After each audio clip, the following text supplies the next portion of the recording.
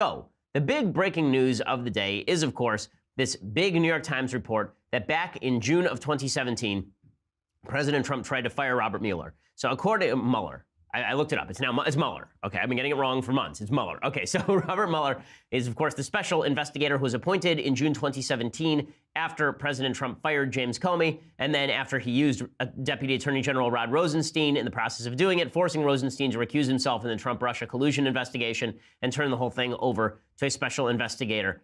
Jeff Sessions did not protect Trump because he'd recused himself. Rosenstein didn't protect Trump because he had to recuse himself because of the Comey firing. And now it looks as though Mueller, as I've been saying for at least several weeks, is moving from collusion to obstruction.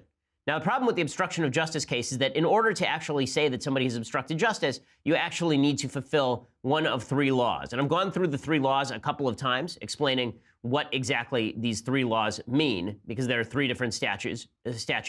But let's go through them again, because I think that we need to have this clear in our mind. When people say that some sort of criminal activity went forward or that Robert Mueller is going to get Trump, there's two ways to get Trump. One is to hit him so hard politically the Democrats have a reason to impeach. And the other is to actually suggest criminal obstruction of justice. As I say, there are three types of obstruction of justice under the U.S. law. 18 U.S. Code 1503. I'm going through this background again. We did it a little earlier this week, but I think it's important. The Omnibus Clause covers corruptly or by any threatening letter or communication influencing or impeding or endeavoring to influence, obstruct, or impede the due administration of justice. So the clause requires a pending judicial proceeding. So that means that Trump would presume, like an FBI investigation isn't enough. It would be him trying to bribe a prosecutor or something. The Supreme Court is pretty exacting on the application of the law. The prosecutor would actually need to prove that Trump's conduct materially impeded the investigation.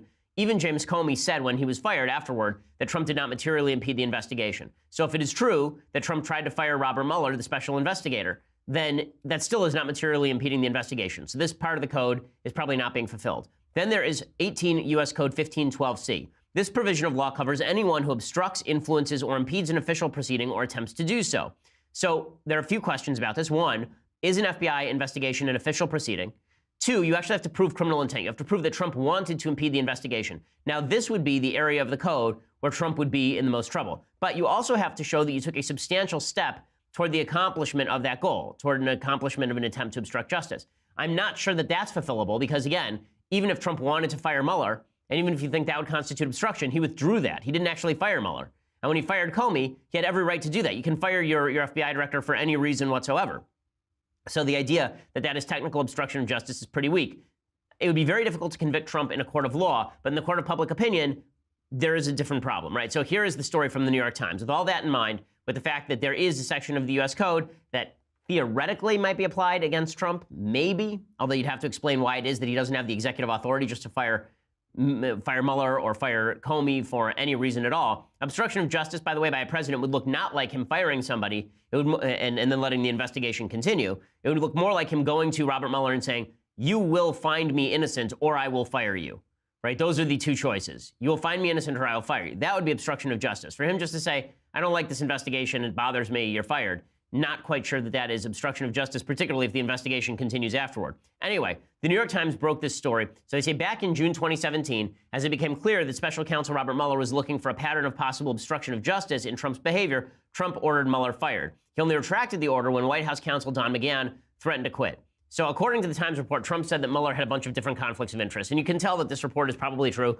because of what Trump said was the conflict of interest. Conflict of interest number one, according to Trump, was that Mueller had resigned his membership at the Trump National Golf Club in Sterling, Virginia years ago over a dispute over membership fees.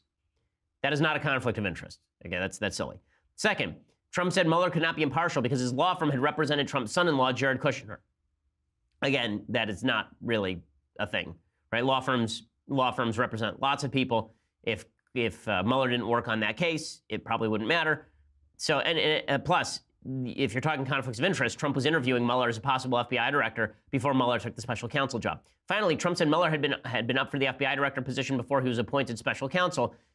It's unclear why that would actually be a conflict of interest. Okay, fine. So the Times reports, after receiving the president's order to fire Mueller, the White House counsel, Don McGahn, refused to ask the Justice Department to dismiss the special counsel, saying he would quit instead. They spoke on the condition of anonymity because they did not want to be identified discussing a continued investigation. McGahn disagreed with the president's case and told senior White House officials that firing Mueller would have a catastrophic effect on Mr. Trump's presidency. Mr. McGahn also told White House officials that Mr. Trump would not follow through on the dismissal on his own. The president then backed off. That, of course, was true. Trump has been threatening to fire Sessions for over a year, has not fired him. Trump has been threatening to fire, he's threatened to fire McGahn before. He's threatened to fire everybody. But the truth is that Trump really doesn't fire anyone. Mike Flynn resigned. He wasn't actually fired. So why does this matter? Number one, it's not what the left cracks it up to be. So he didn't actually fire Mueller. If he had fired Mueller, then we'd be talking about obstruction of justice. It would look like the Saturday Night Massacre. The Saturday Night Massacre, going all the way back to 1973 with Watergate, is when there was a special investigator, Archibald Cox, who was called in to look at Watergate, and Trump asked his attorney general to fire Archibald Cox. The attorney general refused, and so Trump fired the attorney general. Sorry, Nixon, yes. This would be Nixon back in 1973. So obviously that's not happening here. He didn't fire Mueller. He didn't fire his attorney general. He didn't fire Rosenstein. He didn't fire Sessions. He hasn't fired anybody, right? So, but here's what Mueller is going to do. He's going to put together the following fact, and he's going to say, or he could say, that this is an attempt to obstruct justice, that Trump is attempting to skew the investigation. So here are all the things Trump has done. And they're equally explicable by stupidity. As always, I tend to believe the Trump is being an idiot, not Trump is being nefarious story, because I think that mostly Trump is being an idiot, not nefarious. So here are all the things Trump has done. First, he fired National Security Advisor Mike Flynn. Trump implied that was prompted by Flynn lying to the FBI. Then he reportedly asked FBI Director Comey to lay off of Flynn. Now, if he asked him to lay off of Flynn knowing that he had already lied to the FBI, is that obstruction of justice? Not clearly, because he obviously didn't take any measures against Comey from February all the way until May, right? And Comey continued to go after Flynn. The president then fired Comey and acknowledged publicly it had to do with the Russia investigation, but he was saying at the time that it wasn't because he wanted to stop the investigation, it's because he is innocent and Comey wouldn't say openly that he was innocent. Okay, the president then had a continuous stream of invective against Attorney General Jeff Sessions for accusing himself on Russia again. Is that obstruction of justice? Not really. The president attacked Deputy Attorney General Rosenstein, attacked Deputy FBI Director Andrew McCabe, and now the president's apparent attempt to fire Mueller. Now, none of this amounts to legal obstruction, probably. As I say, and as Alan Dershowitz has said, the president is the head of the executive branch. The investigation has not been quieted in any way. So whatever attempts were happening, it's hard to prove attempt when there was no actual impeding of the investigation. So that is point number one when it comes to this Mueller stuff. But it's going to be used as the left as evidence that Trump actually wanted to shut down the investigation, and then he was unable to do it. And then he failed in doing so. But if he had his druthers, he would have. That's going to be part of this broader suggestion by the left that Trump is trying to obstruct justice, even if there's no hard proof that Trump is trying to obstruct justice. And the more plausible case is that Trump is just pissed these people won't say he's innocent, and so he's mouthing off a lot, which I've been saying for months is my read on the situation. Okay, so in just a second on what's going on in the Mueller investigation, there are a couple of pieces of breaking news that are quite crazy with regard to the Mueller investigation. A lot of coincidences piling up with regard to the Mueller investigation, how it was conducted. So you recall, a lot of them come down to this one guy, Peter Strzok. It's spelled S-T-R-Z-O-K. I have no idea how to pronounce this, so I'll just pronounce it I'll just pronounce it differently every time, make fun of his name. In any case, this guy is an FBI agent. He was having an affair with another FBI agent named Lisa Page. They were both working on the Trump-Russia probe. So we know that Strzok was involved in the Hillary Clinton email investigation. We know he had been involved in launching the Trump investigation, and we know that he was staffed on it as well. Now, we also know that Strzok texted Page on August 15, 2016 regarding Trump, quote, "I want to believe the path you threw out for consideration in Deputy FBI Director Andrew McCabe's office that there's no way he gets elected, but I'm afraid we can't take that risk. It's like an insurance policy in the unlikely event you die before you're 40, which makes it sound a lot like the Trump collusion investigation could be a way of stopping Trump's candidacy, right? It's an insurance policy against stopping Trump from becoming president. Now we learned that Strzok and Page sent each other messages suggesting they knew before the FBI had reported to then Attorney General Loretta Lynch that Clinton was going to be exonerated. On July 1st, 2016, you recall Obama Attorney General Loretta Lynch announced she'd do whatever FBI Director Comey told her to do. That announcement followed a tarmac meeting in Arizona between Loretta Lynch and Bill Clinton. That day, Strzok texted Page, quote, "Timing looks like hell." Page responded, "It's a real profile in courage since she knows that no charges will be brought." She's not supposed to know no charges will be brought, right? The FBI was not supposed to be telling the DOJ what their judgment on this case was until the judgment was out. But apparently Comey and the rest of the FBI had been regularly informing the Obama DOJ that Hillary would not be prosecuted, which is super corrupt. And the coincidences don't stop there. Hey, this is a crazy story. This is the most insane coincidence of all. So, something like 400 pages of text messages between FBI agents have been delivered to the Senate Oversight Committee. Senator Ron Johnson of Wisconsin, he announced on Monday that the FBI had somehow failed to deliver months of text between Strzok and Page. Text beginning December 14th, 2016, ending May 17th, 2017. What happened that day? That's the exact day that Mueller was appointed to head the investigation. So in other words, all texts before Mueller took over the investigation from December to May were deleted. The FBI says they were lost in a technical glitch. How do you lose just the text that we need? How's that you lose precisely the texts that determine the shaping of that Russia collusion investigation? During that period of time, you had Trump's inauguration, all of the activity with Mike Flynn, Mike Flynn's firing, the Manafort, I believe the Manafort investigation ran into high gear, the firing of James Comey. Right? All of this stuff was happening in that time, and we have none of the texts between Strzok and Carter Page. None of them? So Representative Jordan has called for a second special counsel to investigate the first special counsel now. He tweeted out earlier today that it was time for some sort of investigation. At first, the IRS destroyed emails pivotal to our investigation of their political targeting. Now the FBI, quote unquote, failed to preserve texts between Peter Strzok and Lisa Page following the 2016 election. The time is for a second special counsel is now. Well, yes, I believe that it is. I believe that it is. I mean, just for the sake of my own peace of mind and for the sake of the peace of mind of the American people, there's a lot of suspicion of this investigation now. There would have been anyway, but that suspicion is really high, particularly after the so-called memo that people want released that was supposed to shed light on how the FISA warrant was originally garnered from the Obama administration to check out Carter Page. And now you have all these deleted FBI texts, and you have these texts between Strzok and Page, and Lisa Page, no relation to Carter, suggesting that there was a sort of conspiracy afoot in all of this. It's all insane. I mean, how was this investigation run this badly?